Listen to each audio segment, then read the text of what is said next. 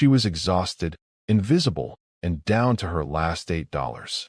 The kind of woman the world stops seeing, working 2 jobs just to keep the lights on, raising a 6-year-old daughter alone, 3 days away from eviction with no safety net and no one coming to save her. And in less than 24 hours, more than 100 motorcycles would surround her street. Neighbors would call the police, and an entire town would demand to know what she'd done. This is the story of how a dying stranger at a gas station became proof that kindness can be the most dangerous thing you do. And it starts with a woman who thought she was just helping someone, when she was actually earning the loyalty of a brotherhood that never forgets. The fluorescent lights above the gas station flickered like a dying heartbeat. It was 11:47 p.m. on a Tuesday in October, and Evelyn Brooks stood alone under those lights, staring at 8 crumpled dollar bills in her palm. $8. That was it. That was what stood between her 6-year-old daughter Lena and breakfast tomorrow morning. Her hands were shaking, not from the cold, but from the weight of every decision that had led her to this moment. 2 jobs, empty cupboards, an eviction notice taped to her apartment door. And now this. A man was dying 10 feet away from her, collapsed against his motorcycle, clutching his chest, and everyone who'd seen him had turned and walked the other way. The gas station attendant had locked the door. A couple in a sedan had driven off. Even the kid pumping gas on the other side had pulled out his phone, filmed for 3 seconds, then left. But Evelyn couldn't move. She couldn't look away. Because 23 years ago, her father had a heart attack in a grocery store parking lot, and no one stopped. No one helped. And by the time someone finally called for help, it was too late. She was 7 years old when she learned that sometimes the cruelest thing in the world is not evil. It's indifference. So she walked toward him. The man's leather vest was covered in patches, symbols she didn't recognize, words she'd only heard whispered in fear. His face was pale, his breathing shallow. His eyes met hers, wild with pain and something else. Disbelief maybe, that someone had actually stopped. Evelyn knelt beside him, her knees pressing into the cold concrete. She didn't know what to say. She didn't know what to do. But she knew she couldn't let him die alone. She looked back at the gas station, at the attendant watching through the glass, arms crossed. She looked at the $8 in her hand. Then she made a choice. She went inside, bought a bottle of water and a pack of aspirin with her last $8, and brought it to him. He took the pills with trembling hands, his breath steadying just slightly. Then he looked at her, really looked at her, and said 4 words that would change everything. "Tell them Iron sent you." Sirens wailed in the distance. The ambulance arrived 6 minutes later. They loaded him onto a stretcher, and as they did, he never took his eyes off her. Evelyn walked back to her car, hands empty, heart pounding, and drove home in silence. She had no idea what she'd just done, no idea who he really was, and no idea that less than 24 hours later, more than 100 motorcycles would surround her street, and the entire neighborhood would never be the same again. Before we continue this story, let us know in the comments where you're watching from. We'd love to hear from you. And if you're new here, click on the subscribe button so you never miss any of our upcoming videos. Because what happens next, you won't believe. The next morning, Evelyn woke up to her daughter tugging on her sleeve. Lena's voice was soft, cautious. "Mommy, why are people talking outside?" Evelyn sat up, her body still aching from her night shift at the diner, and walked to the window. What she saw made her blood run cold. Her neighbors, the ones who barely ever spoke to her, were gathered in clusters on the sidewalk, pointing, whispering, staring at her apartment. She pulled on a jacket and stepped outside. The moment she did, the conversation stopped. Mrs. Alvarez from next door, who used to smile at Lena every morning, wouldn't even make eye contact. Then came the questions. "Is it true? Did you really help one of them? Do you know what you've done?" Evelyn's stomach twisted. She didn't understand. She'd helped a man who was dying. That was it. But the way they were looking at her, like she'd committed some unforgivable sin, made her feel like a stranger in her own neighborhood. By noon, the fear had spread like wildfire. Someone had recognized the patches on the man's vest. Someone had posted about it online. And now everyone knew. The man Evelyn had saved was Marcus Kane, better known as Iron, a senior member of one of the most notorious motorcycle clubs in the state. People didn't just fear the name. They feared what it represented. Power, violence, a world most people only saw in movies. And Evelyn had just stepped right into the middle of it. That afternoon, her phone rang. Unknown number. She almost didn't answer.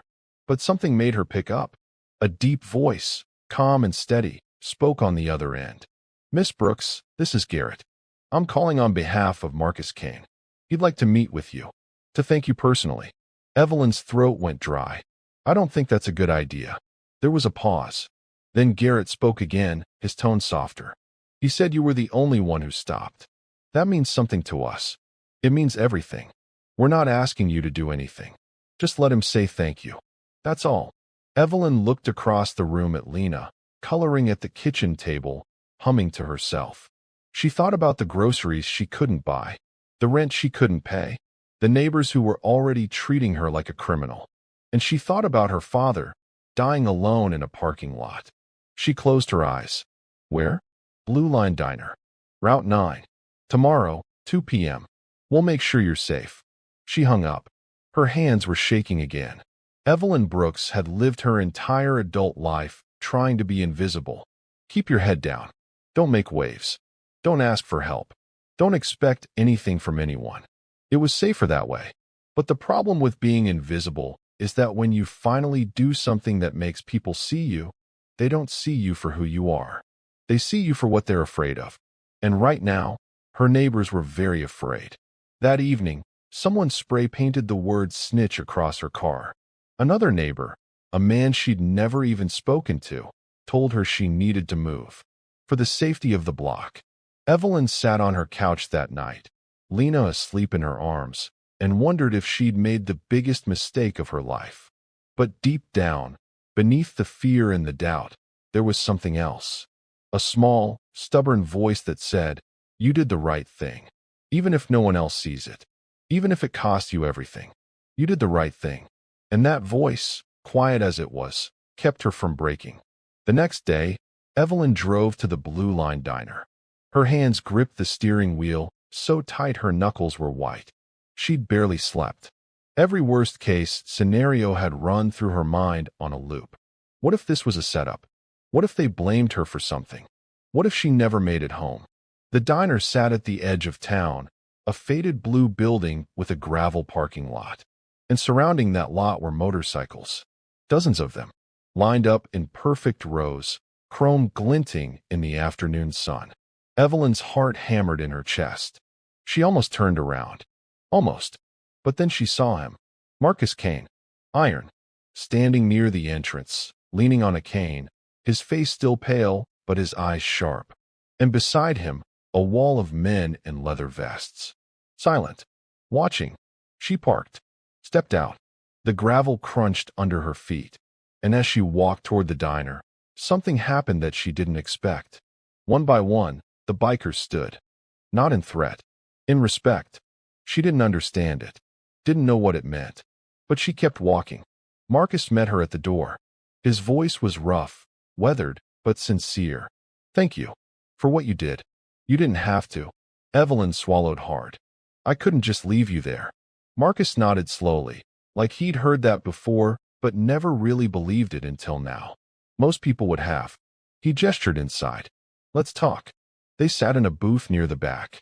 The diner was empty except for the bikers, who stayed outside, stationed like sentries. A waitress brought coffee. Evelyn's hands wrapped around the mug, trying to stop the shaking. Marcus watched her for a long moment. Then he spoke. "You got kids?" Evelyn nodded. "A daughter. 6 years old." Marcus's jaw tightened. "I had a daughter once." His voice cracked, just slightly. "She was 8 when she got sick. Rare heart condition. Doctors said she needed surgery. We didn't have the money. Not fast enough." He stared into his coffee, his knuckles white around the cup. "By the time we got it together, it was too late. She died in my arms." Evelyn felt her chest tighten. She didn't know what to say. "I'm so sorry." Marcus shook his head. I spent years angry. At the world. At the system. At myself. Then I realized anger doesn't bring anyone back. So I started a foundation. For families like mine. Kids who need help and can't wait. We've saved 43 lives in 6 years. He looked up at her, his eyes red but steady. You spending your last $8 on a stranger reminded me why I started it in the first place. Because one person giving a damn can change everything. Evelyn's throat burned. She blinked back tears. I didn't know. You didn't need to, Marcus said. That's what made it real. He slid a card across the table. If you ever need anything, you call that number. I mean it. Evelyn stared at the card. She didn't know what to say, didn't know if she should take it. But something in his eyes told her this wasn't charity. It was a debt. And in his world, debts were sacred. She took the card. Thank you. Marcus stood, wincing slightly as he leaned on the cane. The brotherhood outside, they wanted to meet you. You don't have to. But they wanted you to know we don't forget people like you. Evelyn stepped outside, and what she saw stopped her in her tracks. More than 60 bikers, standing in formation. No words. No aggression. Just presence. Garrett, the man who'd called her, stepped forward. He was older, gray beard, eyes like steel. On behalf of the brothers, he said, his voice carrying across the lot. We want you to know you're under our protection now. Anyone gives you trouble, you let us know. Evelyn felt something crack open inside her chest. These men, the ones everyone feared, were offering her something no one else ever had. Safety, respect, a place to belong. She nodded, unable to speak. And as she drove away, she realized something. The world had taught her to fear the wrong people. Over the next week, strange things started happening. Evelyn came home from work to find her car cleaned, the spray paint gone, a note tucked under the wiper. Taken care of. No signature. 2 days later, a grocery delivery showed up at her door. Bags and bags of food. Lena's favorite cereal. Fresh vegetables. Things Evelyn hadn't been able to afford in months. The delivery guy just shrugged when she asked who sent it. Paid in full, ma'am. That's all I know. Then her landlord called. Said someone had paid her rent. 3 months in advance. Evelyn sat on her couch, staring at the bags of groceries, and cried. Not from sadness. From relief. From disbelief. From the overwhelming realization that for the first time in years, she wasn't alone. But not everyone saw it that way. Her neighbors grew more distant. Whispers followed her everywhere. Some people thought she was involved with the club now. Others thought she'd sold out. A few even suggested she leave town. It hurt, but it didn't break her. Because every time doubt crept in, she remembered Marcus's words. We don't forget people like you. And she realized that loyalty, real loyalty, wasn't about convenience. It was about showing up when it mattered most. Then came the day that changed everything. It was a Saturday morning. Evelyn was getting ready to take Lena to the park when she heard it. The rumble. Low. Deep. Growing louder. She looked out the window and froze. Motorcycles. Dozens of them. Rolling slowly down her street in formation. Neighbors poured out of their houses. Some grabbed their phones. Others called the police. Evelyn's heart raced. She had no idea what was happening. Then the bike stopped. Right in front of her building. Engines cut off, one by one, until the street was silent. Garrett stepped off his bike. And behind him, more than 100 bikers dismounted. Evelyn walked outside, Lena clinging to her side. What's going on?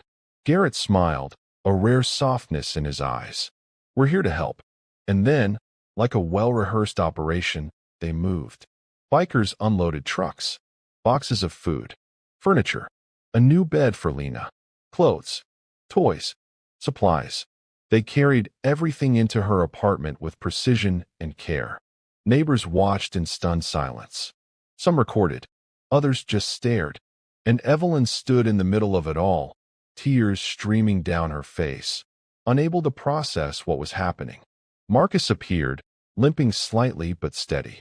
He walked up to her, his voice quiet. You gave when you had nothing. Now it's our turn. Evelyn shook her head, overwhelmed. This is too much. Marcus's expression was firm. No, it's exactly enough. One of the younger bikers knelt down beside Lena, holding out a stuffed bear. "This is for you, sweetheart." Lena looked up at her mom, eyes wide. Evelyn nodded. Lena took the bear, hugging it tight, and whispered, "Thank you." The biker smiled. "Anytime, kid." By the time they finished, Evelyn's apartment was transformed. Full fridge, new furniture, everything she'd been struggling to provide, now there. And outside, the neighbors who had shunned her now stood silent.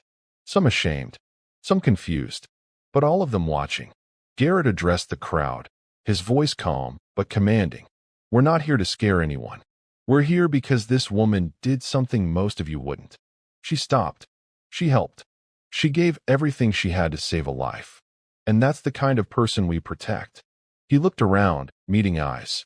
"You can judge us by our patches, or you can judge us by our actions. Your choice." Then, as quickly as they'd come, they left. Engines roared to life. The convoy rolled out, and the street fell quiet again.